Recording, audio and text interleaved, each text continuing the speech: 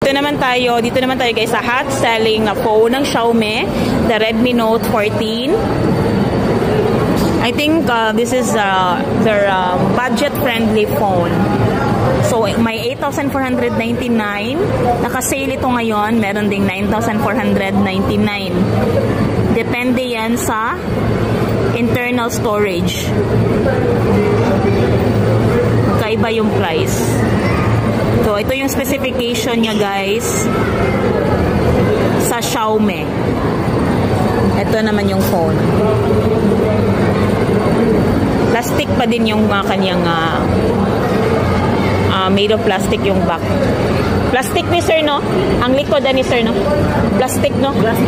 Yeah, plastic. Yes, then polycarbonated. Polycarbonated. So what's nice about fully carbonated, sir? O sa'y nakanindot pag fully carbonated, sir? Mas di ko na siya in terms of durability. Okay, very durable. Ginagos sa mga helmet niya. Okay. Basta fully carbonated. Basta fully carbonated. Ligon, durable yung kanyang case. Maganda siya. So, i-try natin yung camera. Okay? Madali naman gamitin yung Xiaomi, guys. Ang kanilang mga phone. User-friendly naman. So, ito yung kuha ng camera. The main camera. Very clear naman. Malinaw naman. Now, for the front cam, let's check. Oh.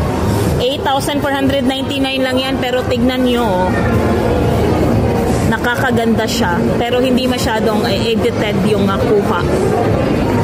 Natural pa din.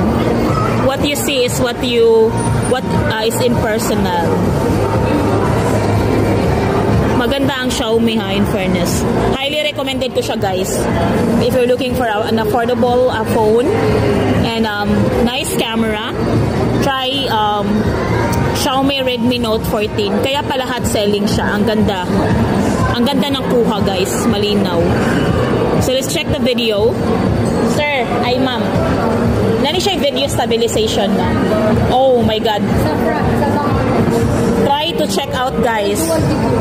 May dual video yung kanyang camera feature. And then may video stabilization din yung main camera. Sulit ha for its price na 8,499. So let's check the main camera. Nindot siya no? Nya 8.5 siya ba in fairness niya. So if you're looking for a gift,